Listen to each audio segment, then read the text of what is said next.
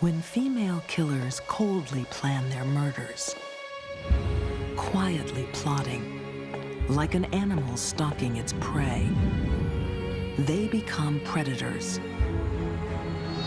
Insatiable greed turns a young woman into a systematic killer. Anna was a very dangerous woman. Nobody that was around her was really safe. The friendly lady next door has a backyard full of bodies. She was a very calculated individual, and she was also a very audacious individual. On the highways of Florida, a lone woman stalks random victims. These are very atrocious murders. They had been shot multiple times. She's Eileen Wuornos, known as the Monster. These are deadly women. They live among us undetected as they hunt their victims. They are predators.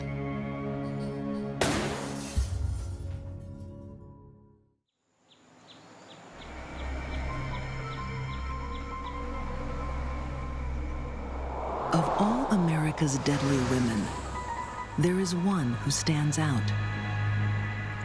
Eileen Wuornos was the first female predatory killer that the FBI had ever seen. Female predatory killers are very rare. She becomes known as the Monster for a reason. To actually go out and kill strangers, I think that it's enormously frightening to men. The idea of being with a woman who suddenly can do that is quite frightening.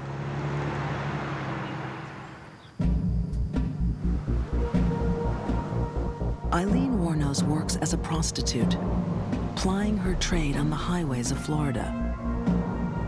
The endless parade of vehicles provides plenty of opportunities and plenty of risk. It's a very dangerous profession. You're only one trick away from getting robbed, raped, killed. No one knows how often Wuornos herself was a victim. But in the winter of 1989, she turns the tables and starts a killing spree that stuns the nation. What do you want from me? Please, lady, just let me go. Shut up! Oh, please, let me go, lady.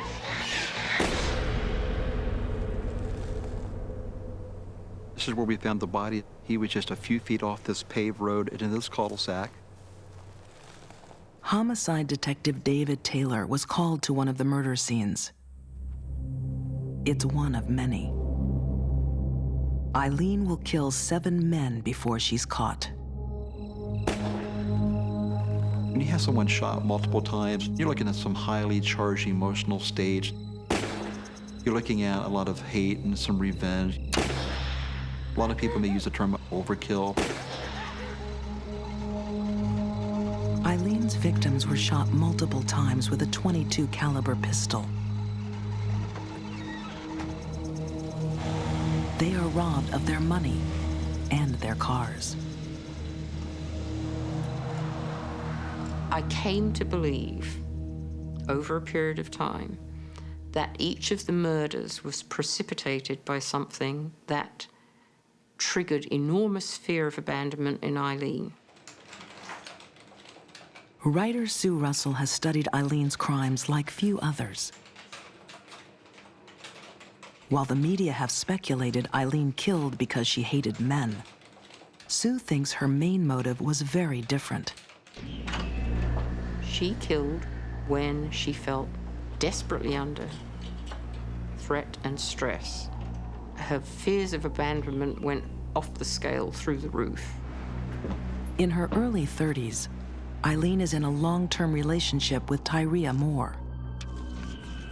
In the case of most of these killings, there was money, the men had money, and according to Ty, she would come home with this money and she would wave it around and say, we're gonna party, we're gonna have a good time now.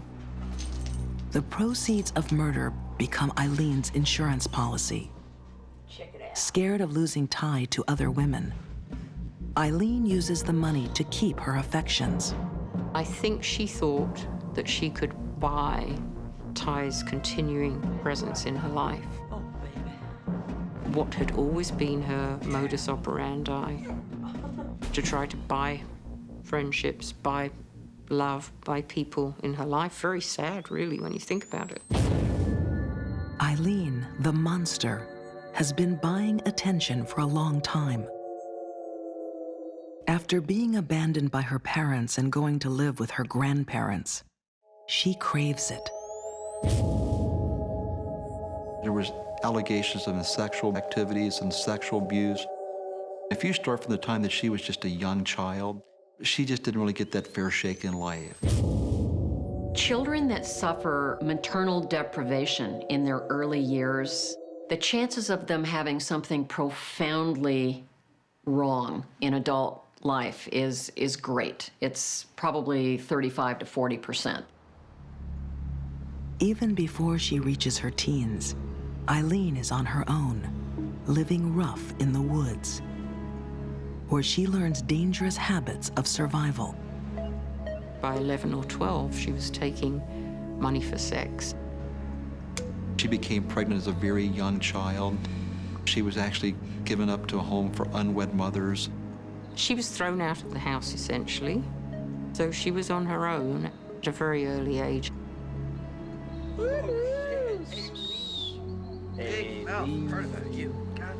A young Eileen uses what she knows. She sells her body to survive. And that's when the neighborhood there started taunting her, you know, saying, well, you're nothing but a hoe and stuff like that.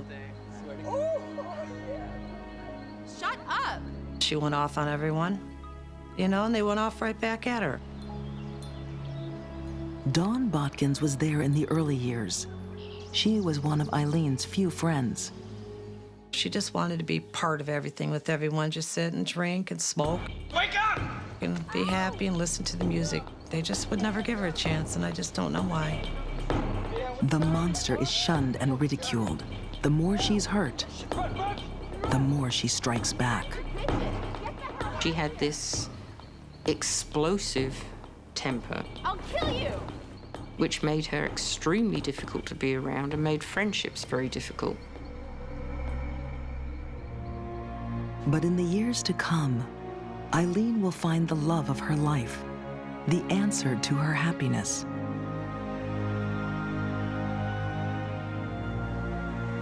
But to keep her, she'll stalk the Florida highways and use the weapons she's honed to perfection, her body and her rage.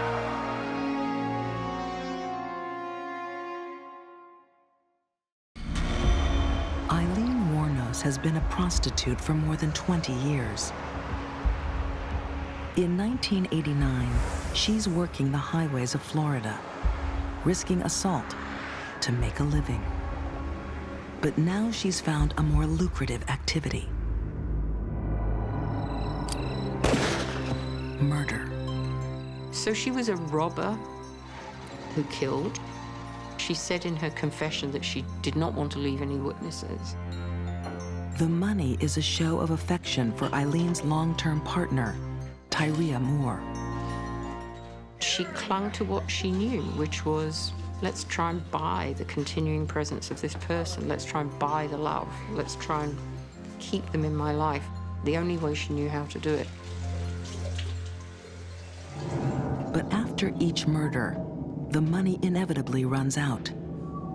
And in Eileen's mind, there's a chance she'll lose Ty. She needs to kill again.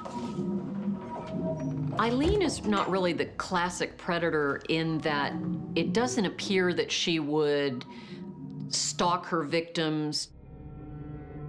And she didn't kill every John that she serviced as a prostitute. She killed one here, she'd see a few other men.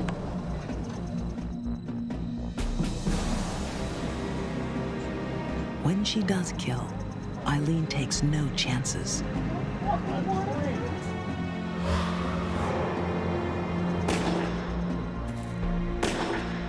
These are very atrocious murders. These were males, some were much larger than her. They had been shot multiple times. You have one victim that was shot 9 times. Tremendous rage. This ferocity suggests something to criminal profiler Candice DeLong. The killings may have also been driven by something more than money.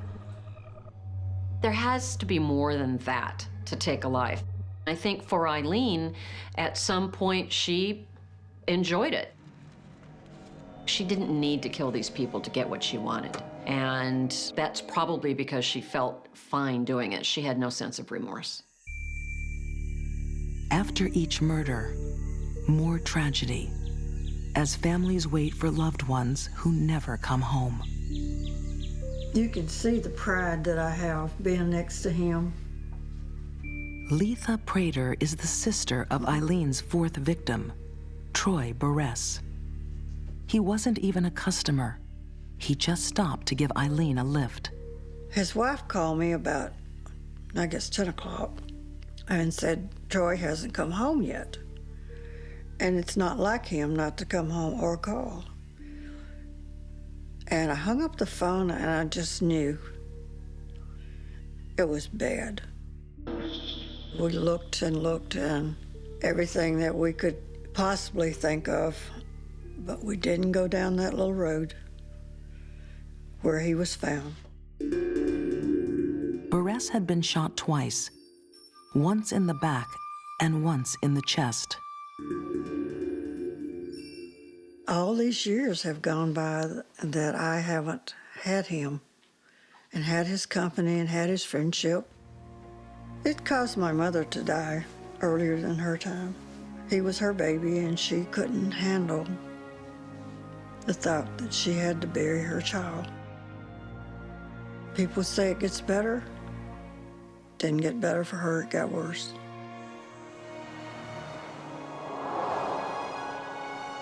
By now, police suspect a connection between a string of highway murders.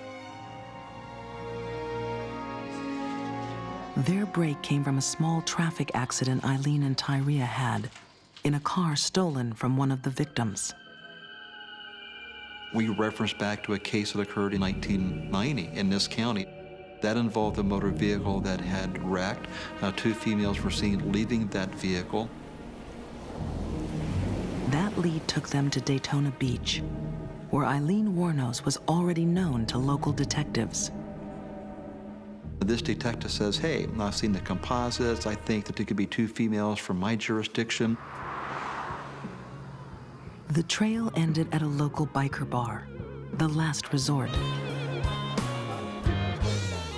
Cannonball was a bartender who knew Eileen. She said, my name is Lee and this is my girlfriend Ty, and we're gay. And I said, well, my name's Cannonball and I don't care. Pay for your drinks, don't cause me no trouble, and everything will be good. But the net is closing in on Eileen. Undercover officers eventually arrest her right outside the Last Resort bar. The day she got arrested, she made the 8 on the break, which means you win a pool game in 1 shot. That's a pretty lucky thing. I guess they run out after that, though. Police hold her in the Volusia County Jail on a minor charge. But they need more evidence to convict her of murder. So they play their trump card. I don't think that Eileen ever thought Tyria would betray her. I think she did trust her totally. But when the chips were down... Police secretly track down Tyria Moore and convince her to work with them. We had agents, with Tyria Moore. We would have things that would be scripted out, the questions were written down on a piece of paper. Eileen, I'm scared. Ty began to say, look, they're after me. They think I did it. They have to have seen the car. She said, I'm not going to let them do this to you. If I have to, I will confess. And indeed she did. I'll take care of it, all right? There were quite a few admissions that were made that we actually used to further our belief that, yeah, no doubt she was the one involved in these murders. Betrayed by the one person who ever really cared for her, Eileen pleads guilty, receiving 6 death sentences. She lives on death row for almost a decade. With few other friends, Eileen becomes an obsessive correspondent with childhood friend Don Botkins. She wrote every day for 11 years, and sometimes I got 11 letters in one day. People are starting to see there was quite a human being there that nobody helped out. The state didn't help out, the neighbors didn't help out. Nobody helped out. She could have been great at anything, but everybody automatically just dissed her. Eileen may have been denied her full potential, but so were her victims. Her misery spread to 7 families. I was glad they got her, but I was just so full of despair and hate and fury and the thought that one person, one woman could change the life of so many people. On October 9, 2001, Eileen is executed by lethal injection. Anyone can be a killer. It's about making choices. She made choices to kill. Don't look up to Eileen. Just understand why she did what she did. She did kill in a cold-blooded fashion. But I still feel some empathy for the little girl who never had a chance.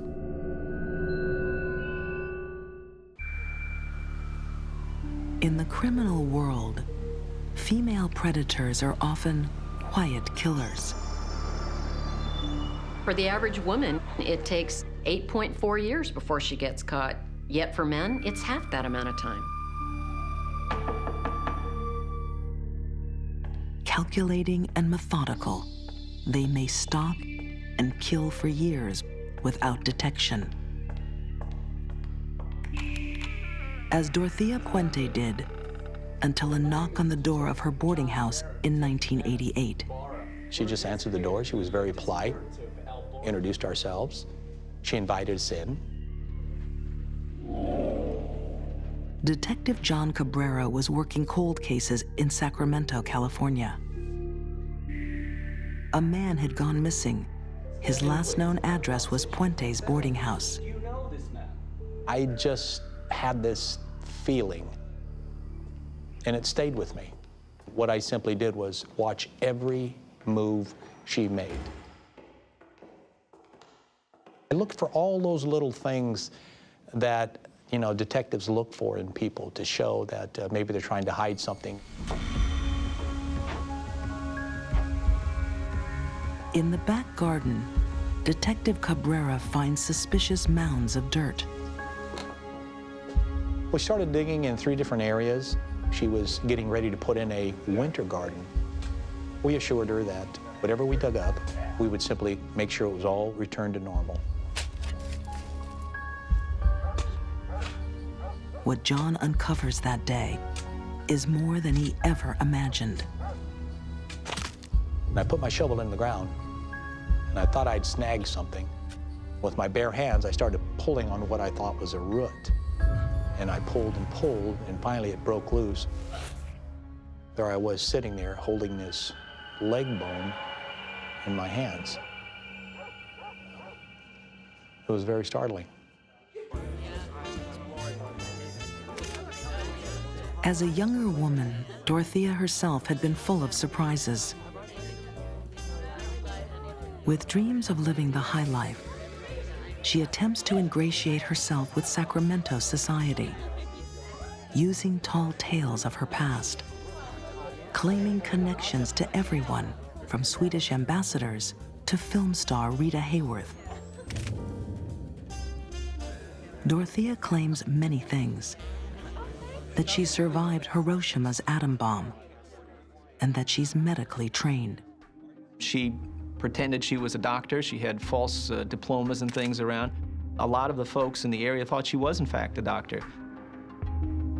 Sacramento District Attorney and author William P. Wood came to know a very different Dorothea. You know, I don't think the shock has died down to this day. Sacramento still knows about Dorothea Puente. William has charted Dorothea's secret life, a life far different from the one she portrayed. She was pretty much of an orphan at an early age, like around 9 or 10. From then on, she was raised by a succession of different kinds of folks. She was a prostitute for a while. She ran a brothel for a while. I was having her arrested, I think, about 5 or 6 times over a 4-month period. By the time she reaches middle age, Dorothea's socialite dreams have faded. Now she is the consummate predator, preying on lonely men and stealing their Social Security checks. She would put stupefying drugs in their drinks, and of course, when they were knocked out, she would take their Social Security check, forge it, and then cash it. But her deceitful charm fails her when Dorothea is caught forging checks once too often. In 1982, she's convicted and sentenced to 5 years in jail. But it would only make her change strategy. The crimes that she was sent to prison for all had living witnesses, all had living victims. The crimes that she then commits from the time she gets out of prison, there are no living victims. They're all dead. Everybody is killed in one way or the other. Out on parole, Dorothea is eager to make a real killing.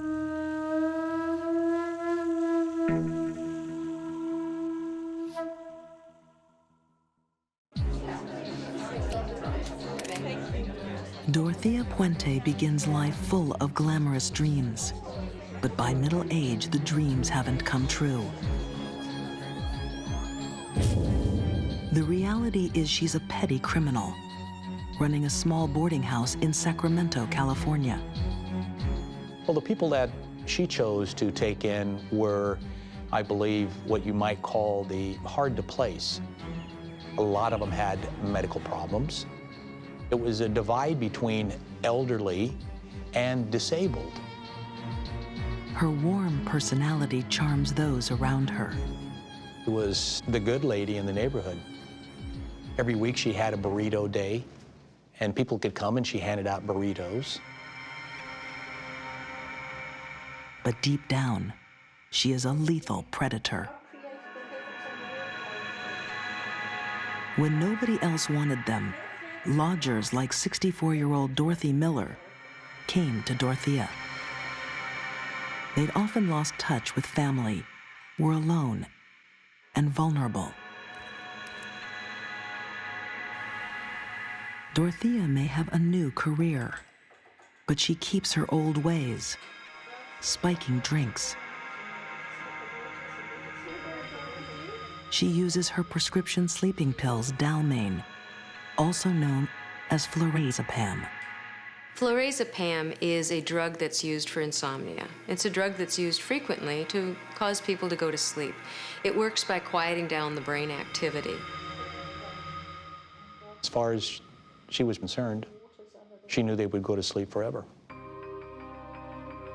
Just as she had before, Dorothea forges her victims' Social Security checks.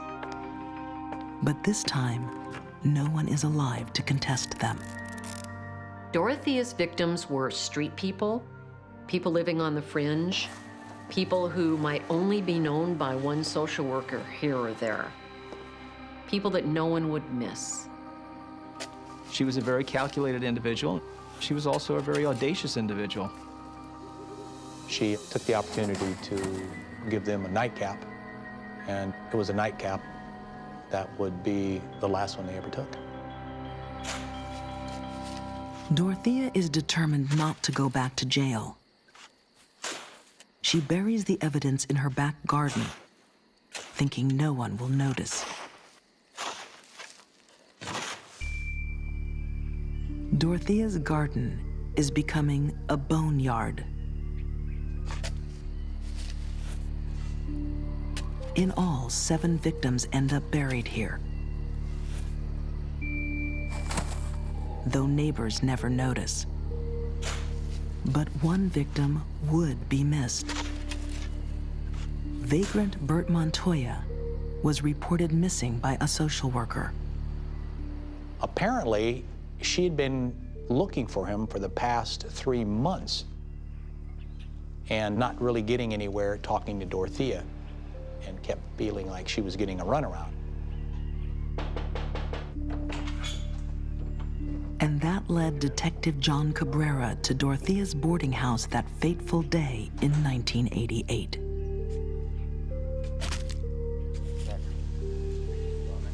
I would have never in a million years ever thought that I would be climbing into a hole to remove a tree root, and what actually it was a human leg bone.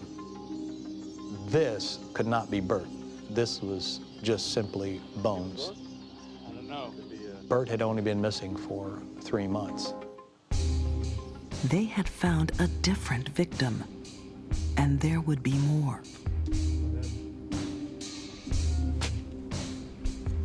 We just slowly started to dig in various areas.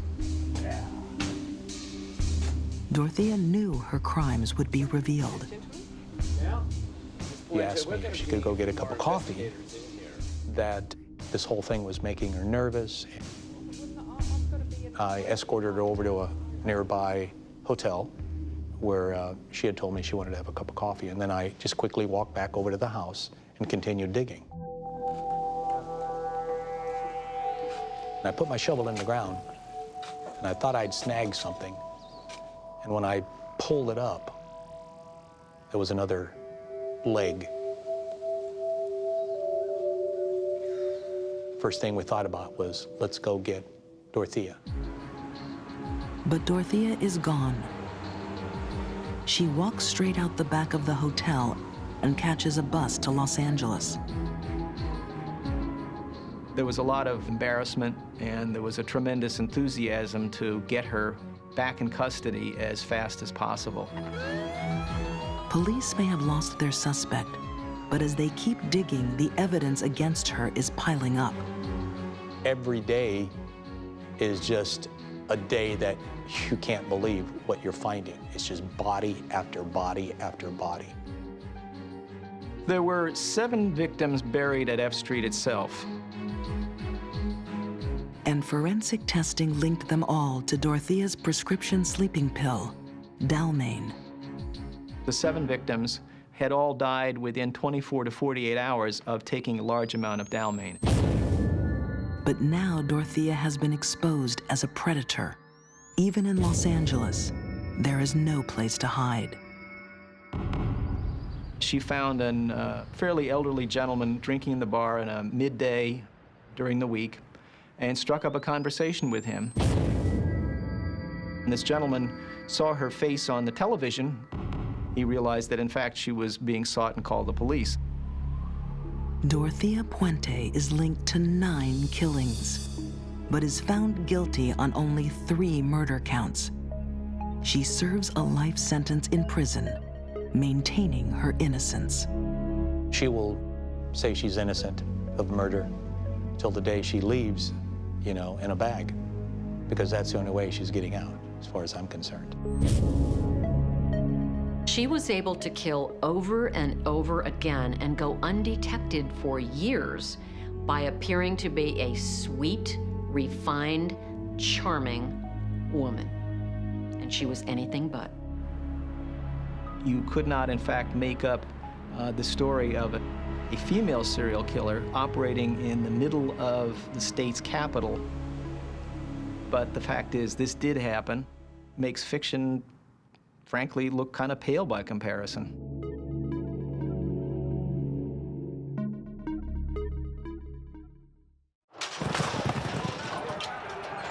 It's the early 1930s at a racetrack in Cincinnati, Ohio.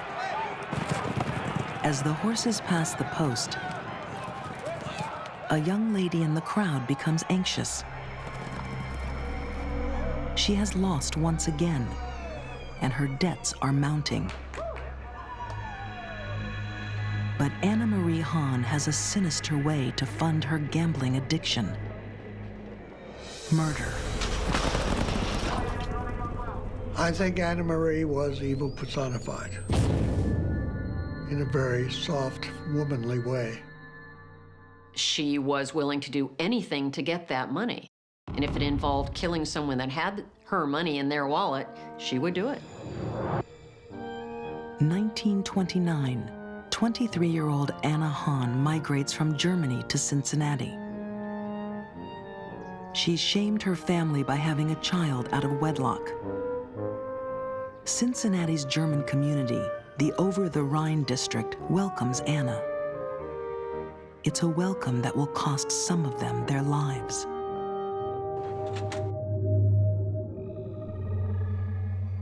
The more I looked at it, the more fascinating it became.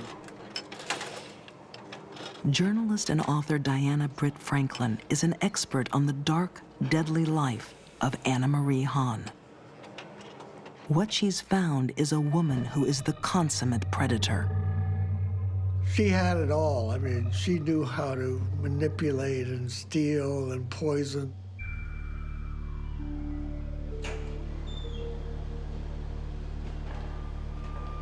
Women who are predators have to plan very carefully.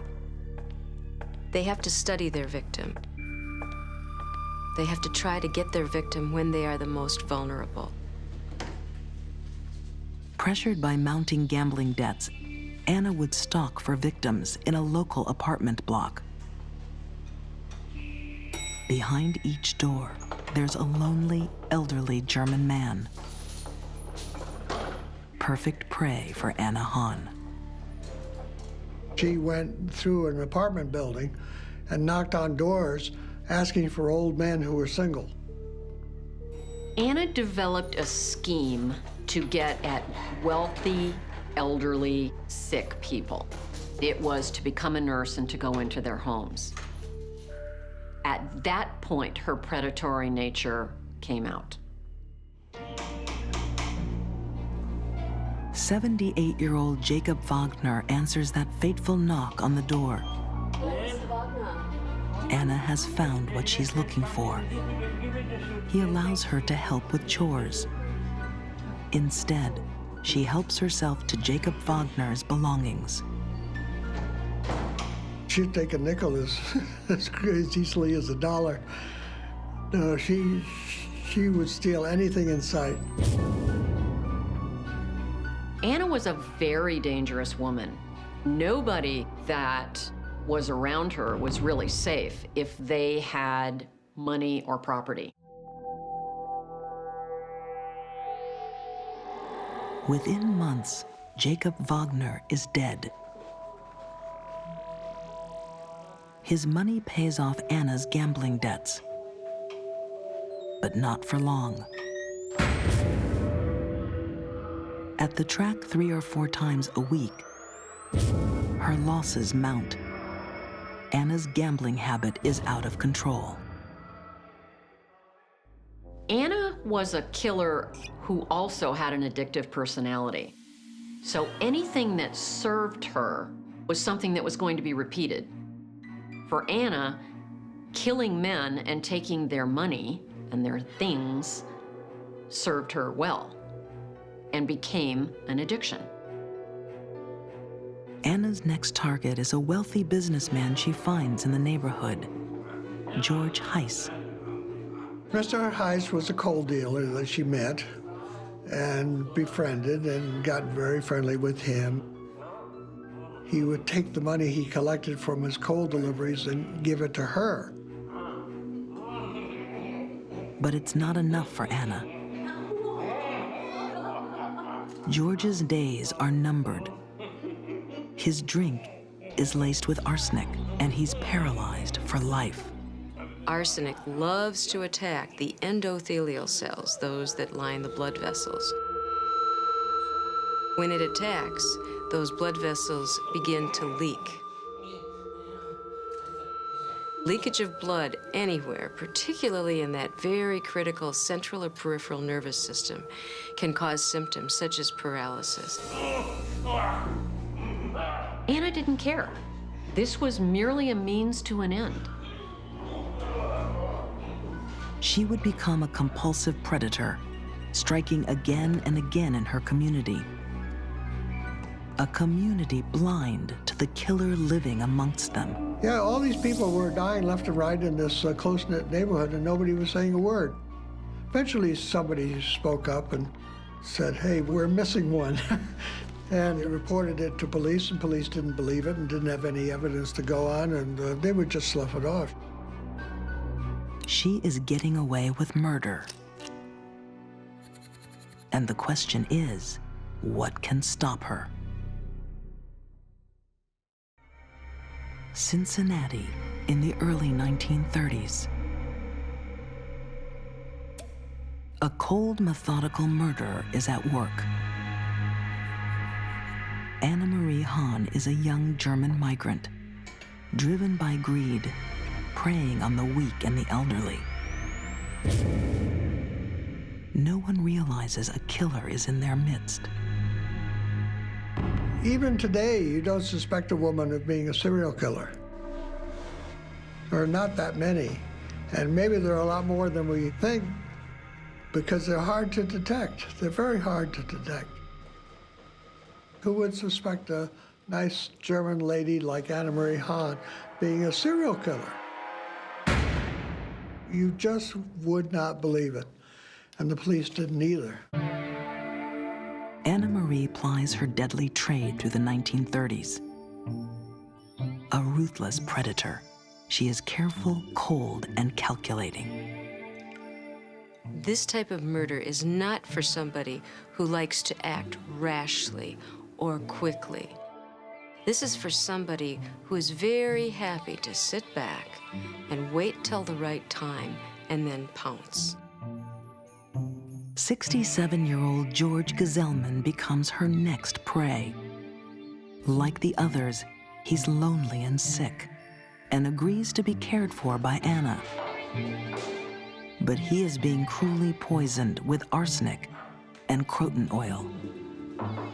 She used the croton oil to cover up the arsenic because it would flush out the system. Croton oil is an oil that's made from the seed of the croton tree. Within minutes, this person would experience severe vomiting. It is very potent, can be very uncomfortable, and it could actually cause death if there wasn't any fluid replacement.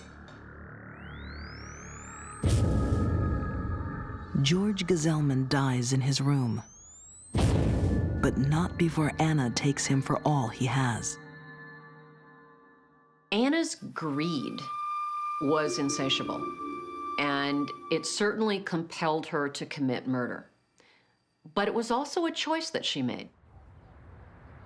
Today, Anna's murderous trail can still be found on the streets of Cincinnati. Author Diana Britt Franklin retraces the footsteps of a killer. 2150 Clifton Avenue was the home of Johann George Obendorfer. On street level is his little cobbler shop that Anna Marie walked into one day because she had broken her heel while out shopping. They fell in love, or he fell in love with her. She had other designs. Can you imagine how happy he must have been to have snared this beautiful woman? Little did he know that in 2 weeks he would be dead. It's 1937. Anna has been killing for 4 years now. She decides to take a risk, changing her usual tactics. Leaving from Cincinnati Union Station, Anna Marie took George and her son Oscar for a vacation in Colorado Springs. By the time they got to Denver, Mr. Obendorfer was very, very sick. She was poisoning him on the whole trip. Within days of reaching Colorado Springs, George Obendorfer is dead. Anna takes another unusual risk. tempted by some petty theft. Hotel owner had rooms right behind the registration desk, and Anna Marie one day walked in to those private rooms, saw some diamond rings on the dresser, and stole them. When the hotel owner realized they were missing, she filed a complaint with the police in Colorado Springs. By then, Anna Marie and Oscar had left town, left poor old Mr. Obendorfer on a slab in the morgue. But this time, Anna has gone too far. Police are suspicious. Back in Cincinnati, they swoop on Anna's house. They found some arsenic in the basement, a bottle of arsenic. They find a purse with traces of the deadly poison and a salt shaker with enough arsenic to kill several hundred people.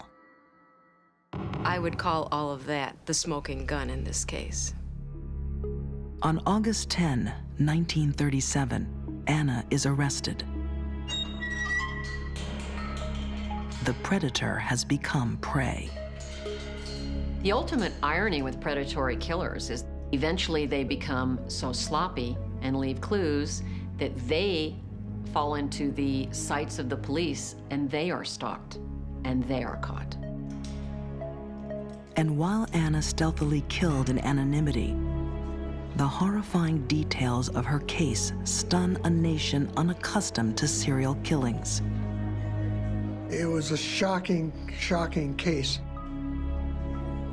The largest mass murder case in the country. After 2 hours, the jury returns its verdict on the murder of Jacob Wagner. She is guilty. What was shocking to everyone was that the jury returned a verdict of guilty without mercy. That meant an automatic death penalty. The first woman in Ohio history to go to the electric chair. But right to the end, Anna's charm and charisma was still touching people.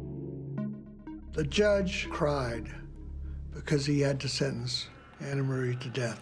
He had no choice. A common characteristic seen in serial killers is that they're above average intelligence and they're arrogant. They truly believe they're going to get away with their crimes. They believe everyone else is stupid.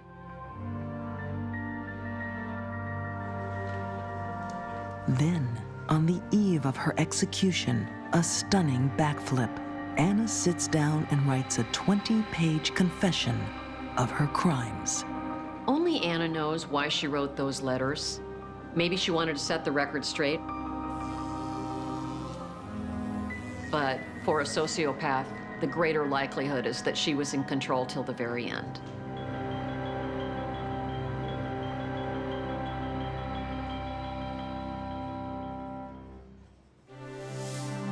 These deadly women hunted their fellow humans, killing them for money.